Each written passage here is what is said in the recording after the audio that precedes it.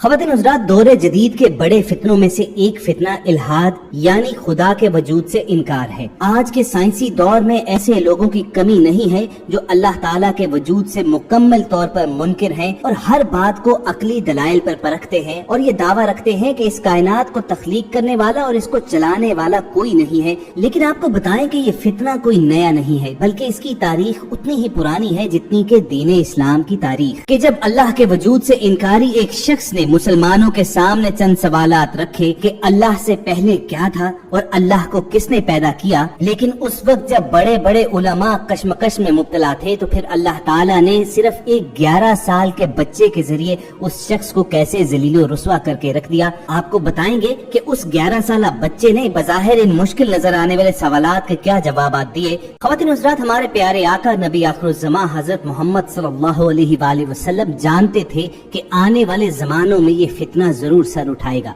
चुनाचे सही मुस्लिम में हजरत अबू हुरैरा रज़ियल्लाहु तआला अन्हु से रिवायत है कि आप सल्लल्लाहु अलैहि वसल्लम ने फरमाया, हमेशा ही लोग एक दूसरे से सवाल करते रहेंगे हत्ता कि ये कहा जाएगा ये फलां चीज अल्लाह ताला ने पैदा फरमाई है तो अल्लाह ताला को किसने पैदा किया।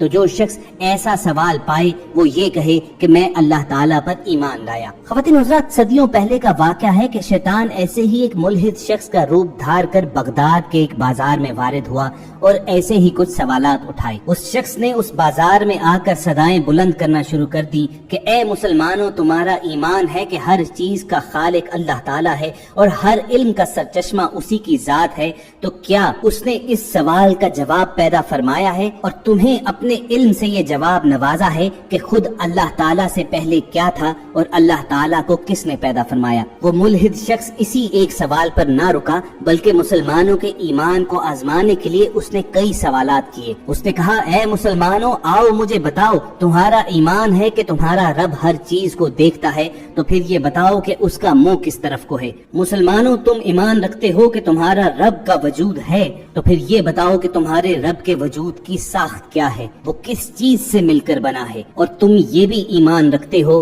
कि इस जिंदगी में नेक अमाल करने से जन्नत मिलेगी जहाँ पर हम हमेशा रहेंगे, और जन्नत के बारे में कहा जाता है कि वहाँ इंसान को हाजत नहीं होगी, उसके जिस्म से फुजला खारिज नहीं होगा। तो ये कैसे मुमकिन है। और ये बात भी तुम्हारे ईमान का हिस्सा है कि जो लोग बुरे अमाल करेंगे उन पर आग का अजाब है। तो तुम्हारे ईमान के मुताबिक तो जिन्नात को आग से पैदा किया गया है, तो उनको आग क्या नुकसान पहुंचाएगी और उन पर आग का अजाब कैसे होगा। वो मुल्हिद शख्स बगदाद के उस बाजार में अपने सवालात दोहराता जा रहा था। मुसलमानों की जानिब से उलमा आते और उसे कुरान से रेफरेंस देते, मगर वो कुरान की कोई भी दलील मानने से इनकारी था। महज अकली दलाइल देकर आप इस चीज पर कायल कर सकते हैं कि खुदा अपना वजूद रखता है। बड़े बड़े उलमा और मनाजिर कशमकश का शिकार हो गए। वो शख्स रोजाना उस बाजार में आता और अपने सवालात बावाज़े बुलंद दोहराता और जवाबात का इंतजार करता। एक दिन अपने मामूल के मुताबिक वो शख्स बाआवाज़े बुलंद अपने सवालात दोहरा रहा था कि मजमे में से एक 11 साल का बच्चा सामने आया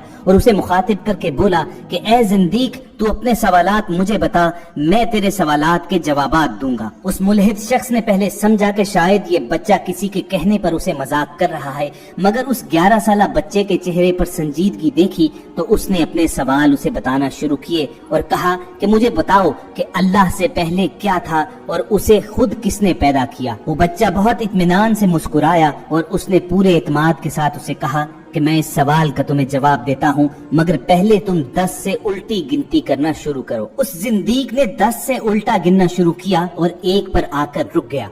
उस बच्चे के दोबारा कहने पर उसने दोबारा गिनती की और हर बार वो 1 पर आकर रुक जाता। उसके रुकने पर जब बच्चे ने इसरार किया कि इससे आगे भी तो पढ़ो, तो वो मुल्हिद शख्स उकता कर बोला कि 1 से पहले कुछ नहीं है, 0 आता है। तो वो बच्चा मुस्कुरा कर बोला कि अच्छा, गिनती में 1 से पहले कुछ नहीं हो सकता, तो फिर वो जात जो वाहिद व यकता है उससे पहले क्या हो सकता है। उससे पहले भी कुछ नहीं था, 0 था। वो जात कदीम से भी कदीम तर है, वही इब्तदा है, اور وہی انتہا ہے۔ اس 11 سالہ بچے کی لاجواب کر دینے والی منطق سے مجمع میں خوشی کی لہر دوڑ گئی۔ وہ ملحد شخص بھی لاجواب ہو گیا تو اس بچے نے اسے اشارہ کیا کہ اب اپنا اگلا سوال دہراؤ۔ اس زندیق نے اس بچے سے کہا کہ تم لوگوں کا ایمان یہ ہے کہ خدا تمہارے تمام اعمال کو دیکھتا ہے، تو پھر یہ بتاؤ کہ اللہ کا منہ کس طرف کو ہے؟ اس بچے نے یہ سوال سن کر ذرا دیر کے لیے توقف کیا تو اس زندیق کے چہرے پر ایک معنی خیز مسکراہٹ پھیل گئی، جیسے وہ طنز کر رہا ہو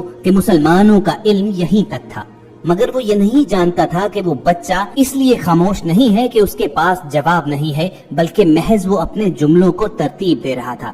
چنانچہ وہ گویا ہوا کہ اگر تم ایک تاریک کمرے میں جاتے ہو اور وہاں پر ایک شمع روشن کرتے ہو تو اس روشنی کا منہ کس طرف ہوگا؟ اس ملحد شخص نے کہا کہ وہ روشنی پورے کمرے میں پھیلی ہو گئی، اس کا رخ ہر طرف کو ہوگا۔ تو اس بچے نے کہا یہ تو مصنوعی دنیاوی روشنی کا حال ہے کہ سب اطراف کو پھیل جاتی ہے، تو وہ اللہ جو آسمانوں اور زمینوں کا نور ہے اس کے بارے میں کیا خیال ہے کہ اس کا رخ کس طرف کو ہوگا؟ کیا وہ ہر طرف کو نہیں دیکھ سکتا ہوگا؟ کیا وہ ہر طرف کو نہیں پھیلا ہوگا؟ بچے کی اس عقلی دلیل پر مجمع نے نعرہ تحسین بلند کیا اور پھر سب نے مل کر اس ملحد کو اگلے سوال کے لیے پکارا۔ اس شخص نے کہا کہ تم لوگ یہ مانتے ہو کہ اللہ وجود رکھتا ہے، تو پھر یہ بتاؤ کہ اس کے وجود کی ساخت کیا ہے؟ کیا وہ لوہے کی طرح سخت ہے، پانی کی طرح سیال ہے، یا دھوئیں اور بخارات کی طرح اوپر کو اٹھنے والا ہے؟ اب مسلمانوں کے مجمع کی پوری امیدیں اس 11 سالہ بچے کے ساتھ منسلک تھیں کہ وہ اس مشکل سوال کا جواب بھی ڈھونڈ نکالے گا۔ اس بچے نے اس ملحد شخص کو مخاطب کرتے ہوئے کہا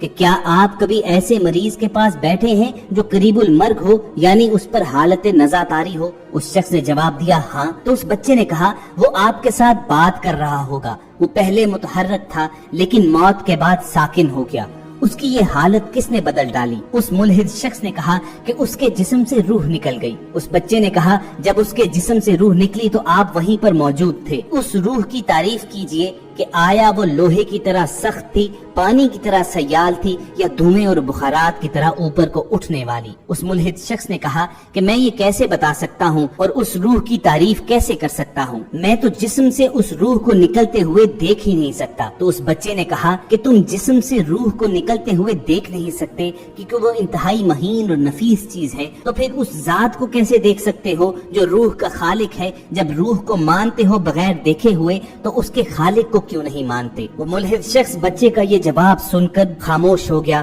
اور پھر مرے ہوئے لہجے میں اپنا آخری سوال دہرایا کہ تم لوگ یہ یقین رکھتے ہو کہ اس دنیا میں نیک اعمال کرنے پر جنت انعام ملے گی جہاں پر مومنین ہمیشہ ہمیشہ کے لیے رہیں گے، مگر وہاں پر ان کو حاجت نہیں ہوگی، وہ جو کچھ کھائیں گے پیئیں گے مگر ان کے جسم سے فضلہ خارج نہیں ہوگا؟ یہ کیسے ممکن ہے؟ تو اس بچے نے کہا ہم، آپ اور سب تمام کے تمام مخلوق رحم مادر میں 9 مہینے تک رہتے ہیں، کھاتے ہیں، پیتے ہیں، لیکن بول و براز نہیں کرتے، تو جنت جیسی پاک اور صاف جگہ پر ہم کیسے یہ سب کچھ کر سکتے ہیں؟ یہ عین حقیقت ہے، یہ عین ممکن ہے کہ جنت میں ہم جو کچھ مرضی ہو کھائیں گے مگر ہمیں کوئی حاجت نہیں ہوگی۔ اس ملحد شخص نے بےتابی سے اپنے سوال کا دوسرا حصہ دہرایا کہ تم لوگ کہتے ہو کہ بد افعال پر دوزخ میں ڈالا جائے گا جو بھڑکتی ہوئی آگ ہے، اور تمہارے ایمان کے مطابق جنوں کو اللہ تعالیٰ نے آگ سے تخلیق کیا، تو آگ سے تخلیق ہونے والی مخلوق پر آگ کیسے عذاب ہوگی؟ وہ اس کو کیسے تکلیف پہنچائے گی؟ اس بچے نے کہا کہ اس سوال کے جواب کے لیے مجھے ایک فعل کرنا ہوگا اگر آپ ناراض نہ ہوں۔ اس شخص نے حامی بھری۔ اس بچے نے زمین سے مٹی کی کچھ مقدار اٹھائی اور اس ملحد شخص کے چہرے کی طرف پھینک دی اور اس کی آنکھوں میں ڈال دی۔ وہ بگڑ کر بولا کہ یہ تم نے کیا کیا؟ تو اس بچے نے کہا جیسے اس مٹی سے تم کو جو مٹی سے بنا ہوا ہے تکلیف ہوئی ہے، ایسے ہی آگ بھی ان جنوں کو تکلیف دے گی، اور تم مجھے کہتے ہو کہ میں تمہیں اللہ دکھاؤں۔ میں تم سے پوچھتا ہوں کہ مجھے وہ درد دکھاؤ جو مٹی ڈالنے پر تمہیں محسوس ہوا ہے، اس کے بعد میں تمہیں اللہ دکھاؤں گا۔ اس بچے کے اس بہترین جواب پر مجمع نے اسے اپنے کندھوں پر اٹھا لیا اور نعرہ تحسین بلند کرنے شروع کر دیے، اور یوں اس ملحد شخص کے فتنے کا اختتام ہوا اور اللہ تعالیٰ نے محض ایک بچے کے ذریعے اسے ذلیل و رسوا کر کے رکھ دیا۔ اب خواتین و حضرات، تاریخ کی کتابوں کے مطالعے سے معلوم پڑتا ہے کہ ایسا واقعہ دو شخصیات سے منسوب ہے۔ پہلی محترم اور قابل قدر شخصیت امام جعفر صادق کی شخصیت ہے۔ ان کے بارے میں فرمایا جاتا ہے کہ وہ بچہ امام جعفر صادق تھے، جبکہ دوسری کئی جگہوں پر اس بچے کے بارے میں کہا جاتا ہے کہ وہ امام ابو حنیفہ تھے۔ بہرحال وہ بچہ جو بھی ہو، ان دونوں قابل احترام ہستیوں میں سے کوئی بھی شخصیت ہو، یہ بات یقیناً کہی جا سکتی ہے کہ وہ بچہ اہل علم میں سے ضرور تھا، اور اس نے ایسے بہترین جوابات فراہم کیے جو آج کے زمانے میں بھی ملحدوں کو عقلی دلائل کے طور پر پیش کیے جا سکتے ہیں۔